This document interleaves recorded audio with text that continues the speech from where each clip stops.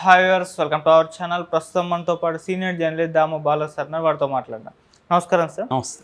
Sir, Chandrababu Naidu గారి కోసం కేటాయించిన హెలికాప్టర్ ఒకటి పూణేలో కూలిపోయింది అని అంటున్నారు సార్. సో ఇప్పుడు ఈ కూలిపోవడం అనేది చంద్రబాబు నాయుడు గారి భద్రత పైన అందరికీ దృష్టి పడింది. భద్రత సరిగ్గా లేదు అన్న ఒక నరేషన్ బయటకు తీసుకొస్తున్నారు. మరి ఆ ప్రమాదం అది ఏ విధంగా జరిగింది? ఇప్పుడు చంద్రబాబు నాయుడు గారి భద్రత గురించి మీరేం చెప్తారు సార్? మొన్నటి వరకు అది మామూలు హెలికాప్టర్ ప్రమాదం అనుకున్నారు. ఎందుకంటే మే 4వ తేదీ కూడా ఒక హెలికాప్టర్ ప్రమాదం జరిగింది. రాయగఢ్ జిల్లాలో మహద్ అనే చోట బిల్ 407 అనే హెలికాప్టర్ జరిగింది. మామూలుగా హెలికాప్టర్ ప్రమాదాలు అనేవి అప్పుడప్పుడు జరుగుతూ ఉంటాయి. ఈ మధ్య ఏంటంటే ప్రైవేటు సంస్థలు బాగా పెరిగాయి. హెలికాప్టర్లు ప్రైవేటు వ్యక్తులకి ఇవ్వడం, ప్రైవేటు సంస్థలు హెలికాప్టర్ని అద్దెకి ఇవ్వడం అనేది బాగా పెరిగింది. ఎందుకంటే టూరిస్ట్ ప్లేస్లు కావచ్చు, లేకపోతే కొంతమంది దాన్ని వాడడం అనేది బాగా పెరిగింది. సో ఇప్పుడు మొన్న పూణేలో పాడ్ అనే ఒక విలేజ్ దగ్గర ఈ హెలికాప్టర్ ప్రమాదం జరిగింది. ఇది ముంబై నుంచి హైదరాబాద్ వస్తుంది. సో సడన్గా దాన్ని ఎవరో వీడియో తీశారు. అక్కడ దగ్గరగా ఉన్న పిల్లలు హెలికాప్టర్ సరదాగా దగ్గరికి కొద్దిగా భూమికి దగ్గరగా వచ్చేసరికి వాళ్ళకి ఇదయ్యి తీస్తూ ఉంటే అది సడన్గా కూలిపోయింది. సో అది అప్పుడు ఆ వీడియో వైరల్ అయింది దేశవ్యాప్తంగా. అయితే ఇప్పుడు నిన్న తెలిసిన విషయం ఏమంటే అసలు ఆ హెలికాప్టరు హైదరాబాద్కి ఎందుకు వస్తుందంటే చంద్రబాబు కోసమే వస్తుంది, చంద్రబాబు దాన్ని తెప్పించాడు అన్న వార్త నిన్నటి నుంచి వైరల్ అవుతుంది. సో చంద్రబాబు కోసం వచ్చే హెలికాప్టరు కూలిపోవడంతో ఒక్కసారిగా ఆందోళనలు జనాల్లో వచ్చాయి, ముఖ్యంగా తెలుగుదేశం వర్గాలు. సో అసలు ఎందుకు కూలిపోయింది ఏంటి అనేది ఇప్పుడు ఇక్కడ క్యూరియాసిటీ. అదేదో వచ్చినాక చంద్రబాబు ఉన్నప్పుడు కానీ ఇదే ప్రమాదం జరిగితే చాలా ఇబ్బంది కదా అనేది ఇప్పుడు అందరినీ ఆందోళనకు గురి చేస్తున్న అంశం. అయితే ఆ హెలికాప్టర్ ఎవరిది అని చూస్తే దీని పేరు గ్లోబల్ వెక్ట్రా అనే కంపెనీ అన్నమాట. అగస్టా వెస్ట్లాండ్ ఈ హెలికాప్టర్ పేరు AW139 అనమాట. సో ఇది గ్లోబల్ వెక్ట్రా అనే ఒక కంపెనీ దగ్గర వీళ్ళు ప్రైవేట్ ఏవియేషన్ కంపెనీది, వాళ్ళకి వీళ్ళు ఆర్డర్ ఇచ్చినట్టుగా ఉన్నారు. ఇది వచ్చింది. దీంట్లో ఆ కూలిపోయిన టైంలో క్యాప్టెన్తో పాటు 3 ఉన్నారు, అంటే మొత్తం 4 ఉన్నారు. 4కి సివియర్ గాయాలేం కాలేదు. ఒక క్యాప్టెన్కి మాత్రమే కొంత గాయాలయ్యి అతను హాస్పిటల్లో ఉన్నారు. మిగతా వాళ్ళ కండిషన్ స్టేబుల్గా ఉంది. సో ప్రాణాపాయం అయితే ఏం జరగలేదు. అంటే దీని మీద ఆల్రెడీ DGCA అంటే director general of civil aviation department ఉంటుంది. వాళ్ళు దీని మీద ఆల్రెడీ ఇన్వెస్టిగేషన్ స్టార్ట్ చేశారు. ఇంకా డీటెయిల్గా రిపోర్ట్ అయితే రాలేదు. బట్ ఇప్పటి వరకు అందుతున్న దీని ప్రకారం వెదర్ కండిషన్స్ బాగలేదని ఫోర్స్డ్గా వాళ్ళు ల్యాండింగ్ చేయాల్సి వచ్చింది. ఆ ల్యాండింగ్ అక్కడ సరిగ్గా లేదు కాబట్టి ప్లేసు కొద్దిగా ఇబ్బంది అయింది తప్ప అది ఇంకా వేరే కారణం కాదనేది ఒక వెర్షన్. అయితే ఇప్పుడు ఇక్కడ తెలుగులో వాళ్ళు చెప్తున్నది ఏమంటే చంద్రబాబుకు సంబంధించిన సన్నిహిత బ్యాచ్ ఇది 16 సంవత్సరాల ఓల్డ్ అయిన హెలికాప్టరు. ఇది ఆల్రెడీ దీన్ని వాడకూడదు, అయినా వాళ్ళు వాడుతున్నారు పర్మిషన్లు తెచ్చుకొని. మరొక ఇదేంటంటే ఐరనీ అంటాం. ఐరనీ ఏంటంటే మన రామ్మోహన్ నాయుడే ఏవియేషన్ మినిస్టరు. సో మరి తెలుగుదేశం వాళ్ళు ఇప్పుడు చర్య తీసుకోవాలంటే ఆ ఏవియేషన్ కంపెనీ మీద, గ్లోబల్ వెక్ట్రా మీద చర్య తీసుకోవచ్చు. ఇలాంటి హెలికాప్టర్ని చంద్రబాబుకు మీరు పంపిస్తారా అనేది. ఒకవేళ దీని వెనక ఉన్న కుట్ర కోణం ఉందా? ఎందుకంటే ఇప్పుడు మనకు ఆల్రెడీ ఒక రాష్ట్ర ముఖ్యమంత్రిని మనం హెలికాప్టర్ ప్రమాదంలో కోల్పోయినాం. అందువల్లనే మన తెలుగు వాళ్ళకి ఏంటంటే ఇది ఒక సెంటిమెంట్గా కూడా ఉంటుంది. హెలికాప్టర్ ఎవరు ముఖ్యమంత్రుల స్థాయి వాళ్ళు హెలికాప్టర్లో పోతున్నా అందరికీ దృష్టి దాని మీద ఉంటుంది. ఇది ఏమి హెలికాప్టరు, దీనికి భద్రత పరిస్థితి ఏందని. కానీ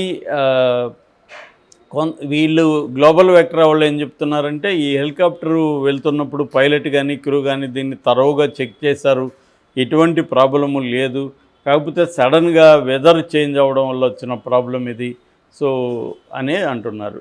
చాలాసార్లు వెదర్ మీద నెట్టేస్తారు, కానీ వీళ్ళు వెళ్ళే రూట్లో వెదర్ ఎలా ఉంటుంది అనేది ప్రెడిక్షన్ ఒకటి ఉంటుంది కదా, దానికి అనుగుణంగా ఒకవేళ బ్యాడ్ వెదర్ ఉంటే ఏం చేయాలనేది ప్రిపేర్ అవ్వరా అని మా డౌట్ వస్తుంది.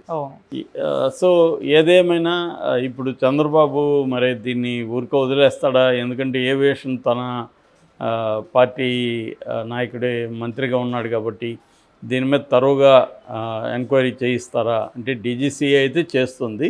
మామూలుగా ఇట్లాంటి ఏదైనా జరిగినా DGCA is the appropriate body enquiry చేయడానికి.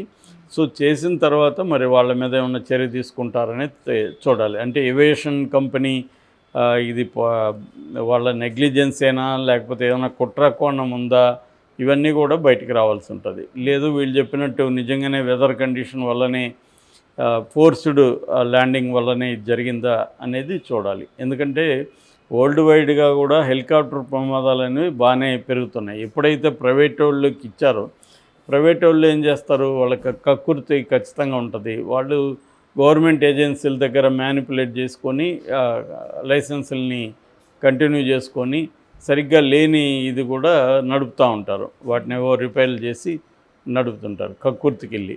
సో కానీ ఒక ముఖ్యమంత్రి స్థాయి వాళ్ళకి కూడా ఇలాంటి హెలికాప్టర్ 16 ఏళ్ళుగా పాతదైన ఈ హెలికాప్టర్ని ఇవ్వచ్చా, ఇలా పంపించచ్చా, మరి వీళ్ళు ముఖ్యమంత్రి పర్సనల్ దీన్ని ఎవరైతే ఆర్డర్ ఇచ్చి తెప్పించారో వాళ్ళు ఇవన్నీ చూసుకోరా, అది ఎన్నేళ్ళ హెలికాప్టరు, దాని కండిషన్ ఏంది, ఇవన్నీ వీళ్ళు చెక్ చేసుకోరా. ఇలాంటివి ఇప్పుడు ఆల్రెడీ ఒకసారి ప్రమాదం జరిగి ఒక ముఖ్యమంత్రిని కోల్పోయిన తర్వాత కూడా మళ్ళీ ఇలాగా ఇంత నెగ్లిజెన్స్ ఎలా సాధ్యమవుతుంది అనేది ఇప్పుడు అందరికీ వస్తున్న ప్రశ్న. ఇప్పటివరకు తెలుగుదేశం వర్గాలు కానీ ప్రభుత్వ వర్గాలు కానీ దీని మీద ఏమీ మాట్లాడలేదు. మరి ఆ రిపోర్ట్ కోసం వెయిట్ చేస్తున్నారా? మామూలుగా అయితే మాట్లాడాలి. వైసీపీ కూడా దీని మీద ఏం మాట్లాడలేదు. వైసీపీ మామూలుగా అయితే వైసీపీ వాళ్ళు కూడా ఒక ముఖ్యమంత్రి స్థాయి భద్రత దీని మీద విచారణ ఏం జరుగుతుంది, ఆంధ్రప్రదేశ్ ప్రభుత్వం ఏం చేస్తుంది అనేది మాట్లాడాలి. ఎందుకంటే ఇది వ్యక్తిగత వ్యవహారం కాదు. మన ఆంధ్రప్రదేశ్ రాష్ట్ర ముఖ్యమంత్రికి వస్తున్న హెలికాప్టర్ కోల్పోయింది. సో ఒకవేళ అది వచ్చిన తర్వాత పరిస్థితి ఏంటి? దాంట్లో మామూలుగా అయితే 8 నుంచి 12 మంది కూర్చోవచ్చు అని చెప్తున్నారు. ఓకే. సో దాంట్లో 4 వస్తున్నారు. మేబీ ఆ క్రూ కావచ్చు. ఆ క్రూలో కెప్టెన్ కాకుండా మిగతా 3 ఉన్నారు. సో లక్కీగా ప్రాణాలు అయితే ఏం కాలేదు. అంతకుముందు కూడా బెల్ అనేది 407. సో మనం ఇరాన్ ప్రెసిడెంట్ కూడా ఇలాంటి దీంట్లోనే కూలిపోయి చనిపోయాడు మన హెలికాప్టర్లోనే మనం చూసాము. సో ప్రపంచవ్యాప్తంగా ఏంటంటే దాని వెనక కూడా ఇజ్రాయెల్ కుట్రకోణం ఉందనేది కూడా ఆరోపించింది ఇరాన్ కూడా. సో కుట్రకోణాలు హెలికాప్టర్లు ఉండే అవకాశాలు ఉంటాయి. ఎందుకంటే అవి ఇప్పుడు కారు వెహికల్ అంటూ వీళ్ళ కంట్రోల్లో ఉంటుంది. వీళ్ళు రోడ్డు మార్గంలో కాన్వాయ్ ఉంటుంది, వ్యవహారాలు ఉంటాయి. హెలికాప్టర్ ఏమవుతుంది, ఎక్కడ కూలిపోతే దానికి ఏమి ఇంకా ప్రొటెక్షన్ కానీ ఏమి ఉండదు. రెండోది కూలిపోతే శిథిలాలు మనుషుల ఇది కూడా మిగలదు అసలు. సో అటువంటి ఒక వ్యవహారాలు ఉంటాయి కాబట్టి హెలికాప్టర్ విషయంలో మాత్రం ఖచ్చితంగా జాగ్రత్తలు తీసుకోవాలి. చంద్రబాబు ప్రభుత్వం కూడా దీని మీద ప్రకటించాలి, అసలు ఏం జరిగింది అని చెప్పాలి.